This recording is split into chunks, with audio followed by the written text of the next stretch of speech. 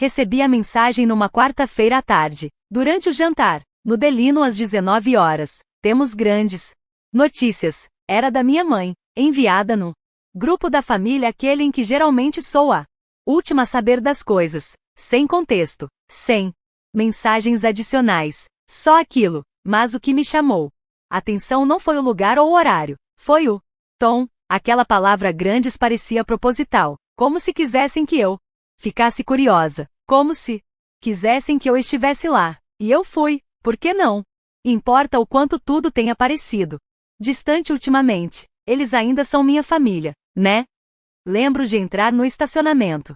Naquela noite, o sol já começava a se pôr, projetando sombras longas pela calçada. Respirei fundo antes de sair do carro. Ajeitei a gola do meu uniforme de enfermeira. Não tive tempo de trocar de roupa. Saí correndo do plantão, sem nem pegar o jantar. Mas uma parte de mim estava animada. Talvez, finalmente, as coisas estivessem mudando. Talvez dessa vez eu fosse incluída em algo. Quando entrei no restaurante, já dava para ouvir as risadas. Virei a esquina que levava à sala reservada e congelei ali.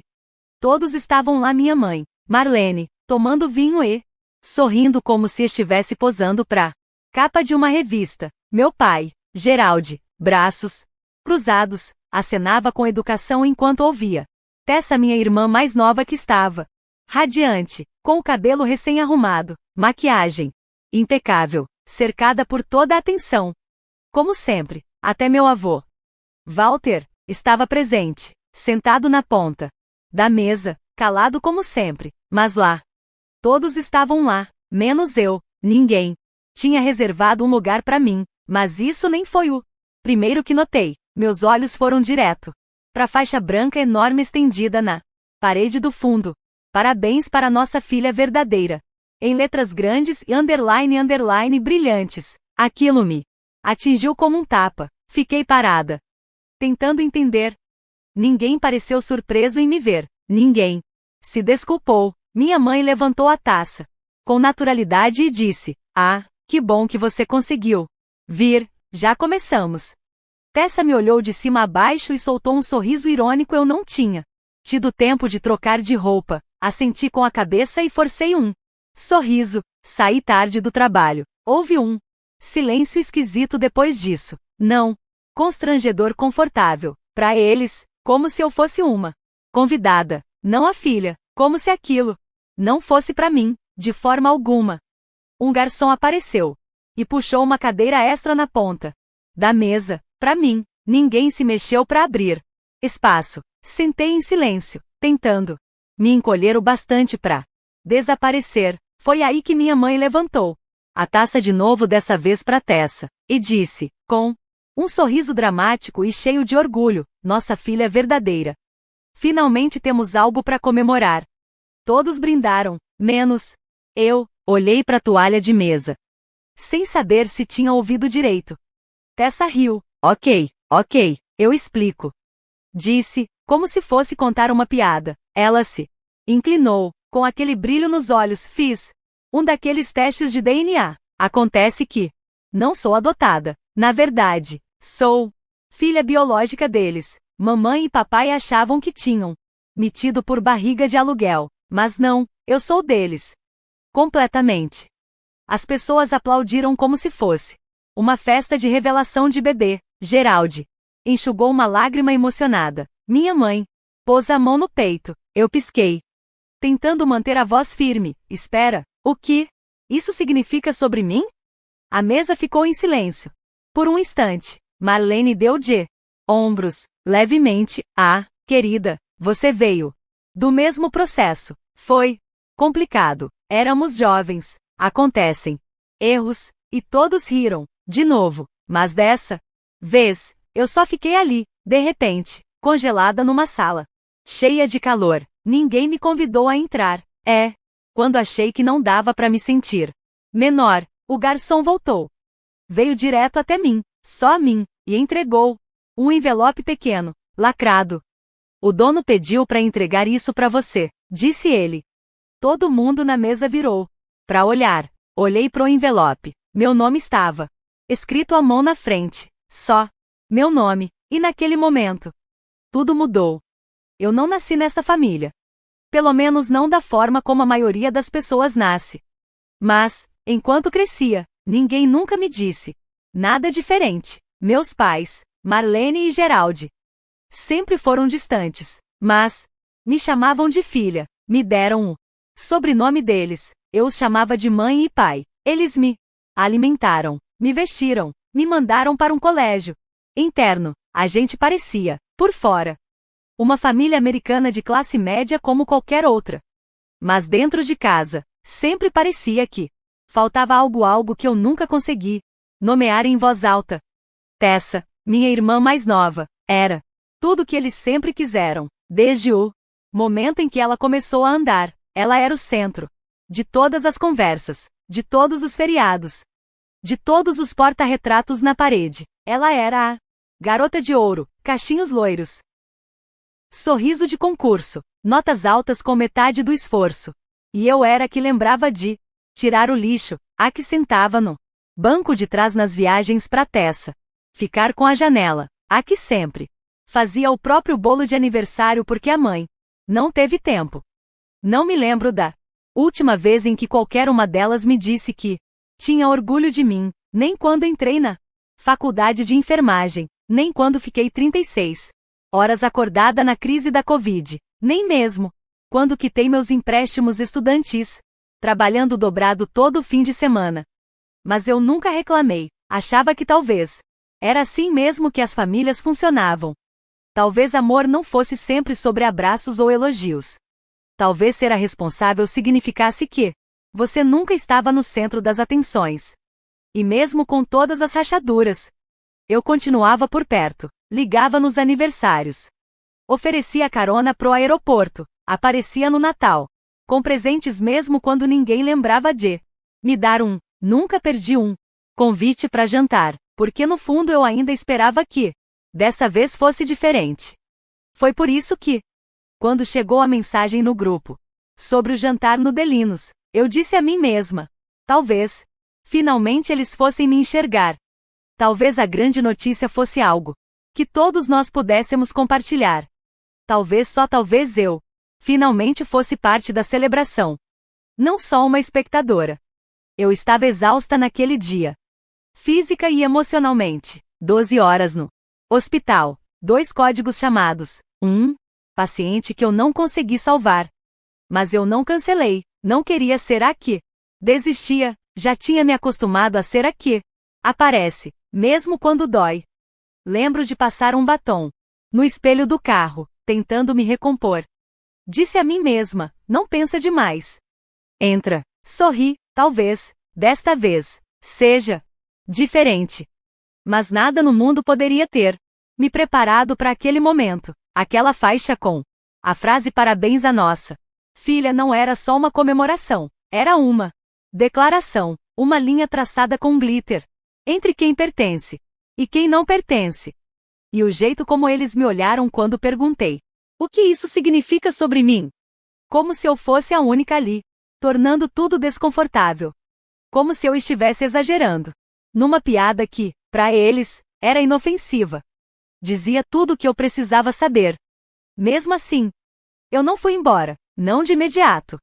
Fiquei naquela cadeira, com as mãos no colo e o coração batendo fora do ritmo.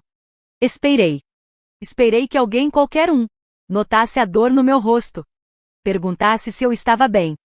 Ninguém perguntou. E então o envelope chegou. O garçom o colocou diante de mim, com cuidado, quase com reverência. Como se fosse algo sagrado. Por fora, era simples. Apenas meu nome, em tinta preta, Alina. Fazia anos que eu não via meu nome assim escrito à mão. Como se importasse. E foi aí que eu soube. Isso não fazia parte do plano deles. Isso não era algo que eles tinham preparado. Isso era outra coisa. Algo diferente. Alguém sabia que eu precisaria daquele momento, que eu precisaria da verdade e, de algum jeito, essa pessoa se certificou de que ela me encontraria. Minhas mãos tremiam quando peguei o envelope. Eu ainda não sabia, mas o que estava lá dentro ia virar tudo o que eu pensava Saber de cabeça para baixo, não só sobre aquele jantar, mas sobre toda a minha vida. Eu não abri o envelope de imediato. Segurei-o nas mãos como se fosse algo frágil, algo que poderia me salvar, ou me destruir. O papel era espesso, quase antigo. E a caligrafia, firme, cuidadosa. Alguém tinha dedicado tempo. Alguém quis que aquilo chegasse até mim. E eu não sabia se isso me dava medo, ou esperança. Mas eu não conseguia abrir. Não ali. Não enquanto ainda estava cercada por pessoas que fingiam que eu não existia. Guardei no bolso do meu casaco, e levantei o olhar. A conversa já tinha seguido sem mim. Tessa agora falava sobre o teste de DNA, como se estivesse contando o final de uma comédia romântica. Para ser sincera, eu fiz por diversão, disse ela, girando a taça de vinho. Mas quando recebi os resultados, fiquei chocada. Aparentemente sou 100% biológica. Sem doador, sem confusão, só eu. A verdadeira. Todos riram de novo. Até o vovô Walter assentiu educadamente, embora eu tenha reparado que seus olhos não riam. Finalmente, consegui encontrar minha voz. Perguntei baixinho, então, o que isso significa sobre mim? Por um segundo, o silêncio caiu. Meu pai encarou a parede, como se tentasse lembrar de um compromisso esquecido. Minha mãe se remexeu na cadeira e deu um sorriso pequeno, ensaiado. Bem, ela disse. Naquela época usávamos 2 embriões. A clínica não explicava muita coisa. E a gente também não fazia muitas perguntas. Tessa interrompeu, com aquele tom despreocupado. Basicamente, foi uma confusão. Eu sou deles. Você, Alina, pode ser de outra pessoa. Ela disse isso rindo, como se tivesse pedido o café errado no Starbucks. E todos riram junto. Menos eu. Eu queria ir embora. Queria gritar. Mas fiquei imóvel, como se meu corpo já não estivesse mais na mesma sala. Minha mãe estendeu o braço. Serena, e se serviu de mais água? Isso não muda nada, de verdade. Ela acrescentou com leveza. Você ainda é família. Ainda família. Dito do jeito que alguém fala, de um antigo vizinho, ou de um cachorro doado anos atrás. Minha garganta apertava. Meu coração batia pesado, não rápido, mas denso, como se puxasse o resto de mim para baixo. Ninguém pediu desculpas. Ninguém reconheceu que o que acabavam de dizer não era apenas uma curiosidade genética. Era a minha identidade, sendo descartada como uma anedota. Eu não era só a filha menos importante. Eu era a que nem pertencia. Aquela faixa acima da mesa deixava claro: nossa filha verdadeira. Não nossas filhas. Não nossa família. Apenas uma. Uma filha verdadeira. E não era eu. Tessa brilhava, radiante, saboreando cada segundo. Pegou o celular e começou a mostrar as fotos do teste de DNA, como se fossem a confirmação do destino. Meus pais se inclinaram na direção dela, fascinados, surpresos, agarrados a cada palavra. E eu fiquei ali, invisível, desaparecendo um pouco mais a cada gole da minha água intocada. Em um momento, Tessa se inclinou até mim e disse, casualmente, para ser honesta, isso meio que explica muita coisa. Você sempre foi diferente. Ela não quis dizer aquilo com gentileza. Antes que eu pudesse responder, meu celular vibrou. Era um lembrete do trabalho. Plantão noturno confirmado para a próxima semana. Das 18 horas até o amanhecer. Até o meu trabalho me tratava com mais respeito do que minha própria família. Engoli o nó quente que subia pela garganta, e me levantei. Vou sair para tomar um ar, eu disse. Ninguém tentou me impedir. Ninguém perguntou se eu estava bem. Minha cadeira fez um leve ruído ao raspar no chão. E a conversa deles continuou, como se eu nunca tivesse estado ali. Do lado de fora, o ar frio da noite me envolveu. Tirei o envelope do bolso do casaco, e fiquei encarando ele sob a luz do poste. Eu tremia. Não só de frio, mas pela consciência de que nunca fiz parte daquela mesa. Não quando tinha 5 anos. Não aos 15. E nem naquela noite. De algum modo, eu sentia que dentro daquele envelope havia a resposta do porquê. Fiquei ali, parada, como se o chão debaixo de mim já não fosse sólido. De dentro do restaurante, as risadas escapavam, pelas janelas, misturadas ao tilintar dos copos. As vozes familiares, as histórias, recontadas pela milésima vez. Se alguém visse de fora, pensaria que era só mais um jantar de família, só mais uma noite comum. Mas algo dentro de mim se abriu, e tudo que consegui ouvir foi o som do papel se desdobrando nas minhas mãos. O envelope estava quente agora, do tempo que ficou comigo. Meu nome Alina me encarava, como se pertencesse a outra pessoa. Por um segundo, pensei em não ler. Talvez fosse mais fácil ir embora e simplesmente carregar o não saber. Mas eu passei a maior parte da vida fazendo isso, engolindo dúvidas em silêncio, justificando os olhares frios, fingindo que o amor deles era suficiente. Eu estava cansada de fingir. Então, rasguei o lacre. Dentro, havia uma única folha de papel dobrada. A caligrafia me congelou. Inclinada, elegante, cursiva, familiar de um jeito que eu não consegui identificar de imediato. E então me dei conta. Vovô Walter. Eu não via a letra dele desde criança. Quando ele me mandava cartões de aniversário, com notas de $2 dentro. Ele parou há anos, ou talvez alguém o tenha feito parar. Abri a carta. Alina, se você está lendo isso, é porque finalmente te contaram.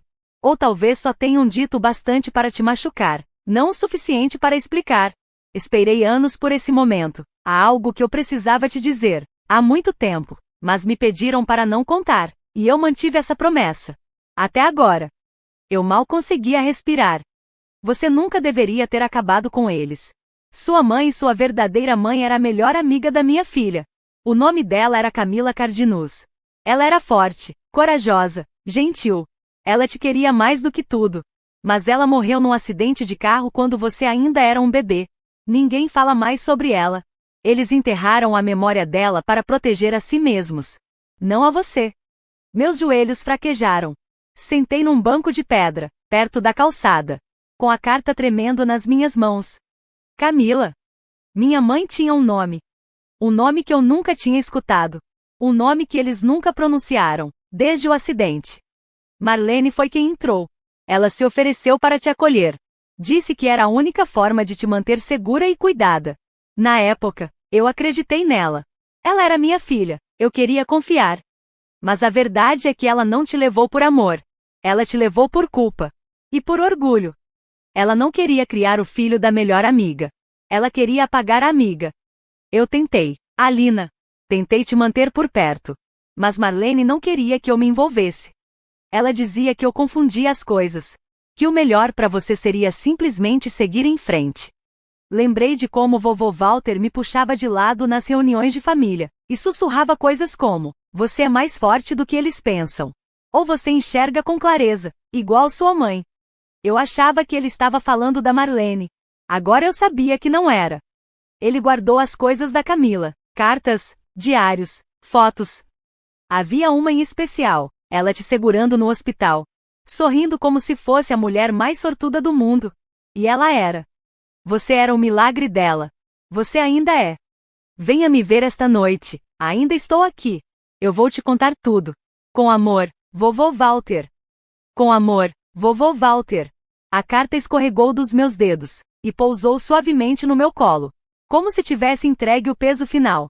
Meu peito parecia colapsar e se expandir ao mesmo tempo. Todas as partes de mim que esperavam ser escolhidas, ser incluídas, ser vistas, de repente, pareceram tão pequenas. Eu não queria mais ser vista por eles. Eu não precisava mais disso. Olhei para a janela do restaurante. Minha família, as pessoas que eu pensava que eram minhas, ainda estavam ali, conversando, rindo, comemorando, vivendo no centro de suas próprias histórias. Histórias nas quais eu nunca realmente tive lugar. Eles não perderam nada naquela noite. Mas eu encontrei algo. Um fio de verdade. Um nome. Uma mãe. Um avô que nunca desistiu de mim.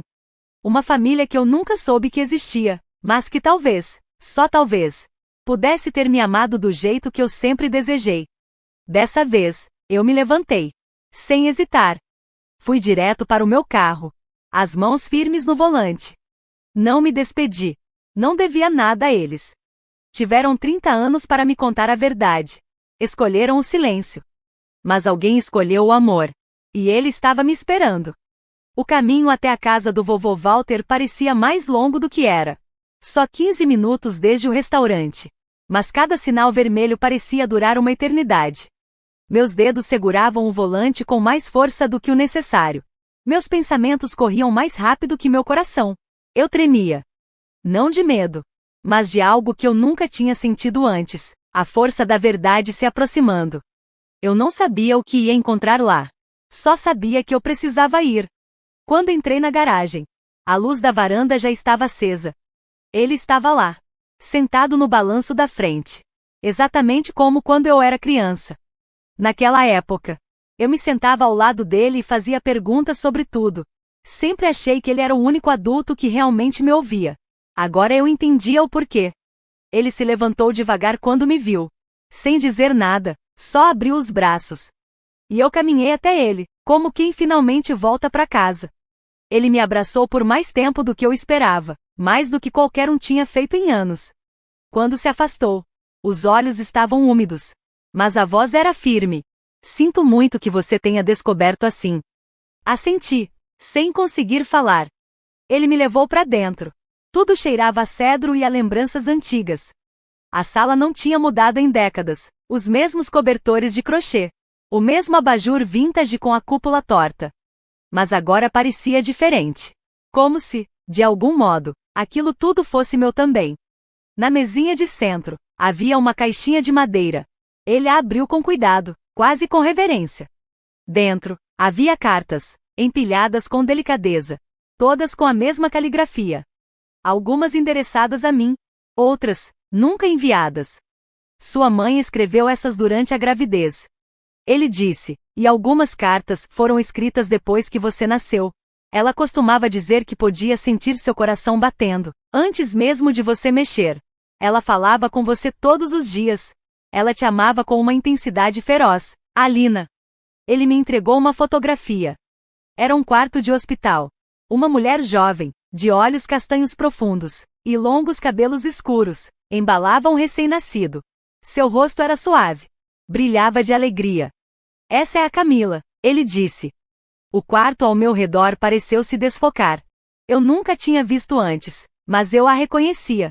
Olhei para ela do mesmo jeito que uma criança olha no espelho pela primeira vez, e finalmente vê seu próprio rosto com clareza. Eu me vi nela, no nariz, nas maçãs do rosto, no jeito como ela me segurava, como se eu fosse tudo para ela. Aquela foto fez algo que nenhum teste de DNA, nenhum jantar de família jamais poderia ter feito. Me fez sentir real. Minha voz tremeu. Por que eles não me contaram? Walter sentou-se ao meu lado. Eles não queriam amar algo que os lembrasse do que tinham tirado. Marlene sempre viveu à sombra de Camila. Quando Camila morreu, ela viu a chance de reescrever a história. E Gerald, ele apenas seguiu o caminho mais fácil. Mas eu sabia que não podia deixar a filha da Camila desaparecer. Então fiquei por perto, o mais perto que eles me deixaram. E esperei o dia em que você viria até mim. Ele puxou um envelope desbotado. Nele estava escrito, para Alina, quando ela estiver pronta. Era a letra da minha mãe. Eu o abri lentamente. As mãos tremendo. O coração escancarado. Minha querida Alina. Se você está lendo isso, significa que eu não pude ficar tempo suficiente para te criar. E eu sinto muito por isso. Mas há algo que você precisa saber. Algo que ninguém mais pode tirar de você. Você foi desejada. Você foi escolhida. Você foi amada. Se tentaram te fazer sentir pequena, é porque tinham medo do tamanho do seu coração. Não deixe que diminuam sua luz. Você é minha. E eu sou sua. Para sempre. Mamãe. As lágrimas caíram livremente. Não de tristeza, mas de reconhecimento. Pela primeira vez na minha vida, eu não estava me perguntando se eu importava. Eu sabia que sim. E eu sabia quem eu era. Eu não era a filha deixada para trás. Não era um fardo. Não era a garota que precisava lutar por um lugar à mesa. Eu era a filha de Camila Cardinus. Amada. Escolhida. Defendida. Olhei para o vovô Walter, sorrindo através das lágrimas. Quero saber tudo. Ele sorriu de volta. Então vamos começar. Fiquei na casa do vovô Walter naquela noite. Conversamos até quase 3 da manhã. Ele me mostrou mais cartas. Mais fotos. Pedaços de uma vida que eu vivia só pelas bordas. Sem saber. descobri que minha mãe, Camila, era professora de música. Cantava para mim todas as noites, enquanto eu ainda estava em sua barriga.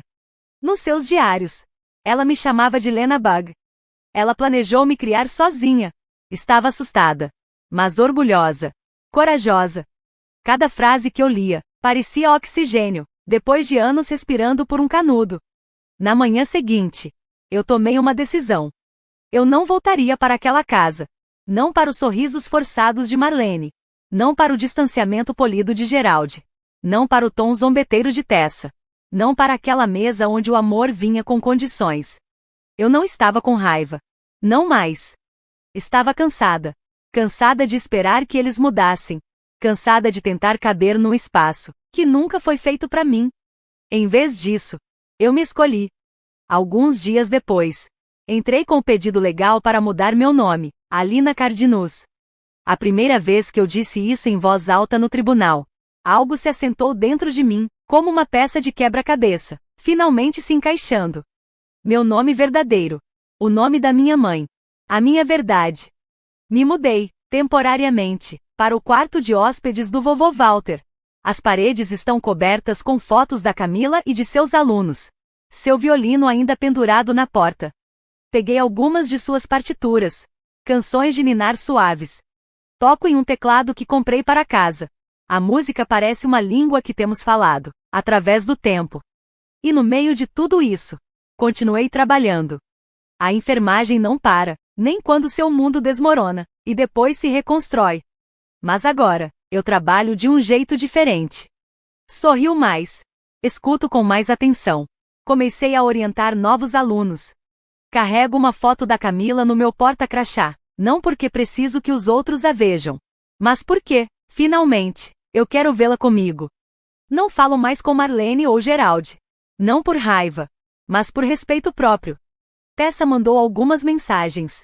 Em uma delas, ela disse: "Eu não sabia que isso te machucaria tanto." Eu nunca respondi. Deixá-los voltar seria como entregar um martelo a quem passou anos me despedaçando, e eu passei tempo demais tentando me recompor. Cansei de me quebrar pelo conforto dos outros.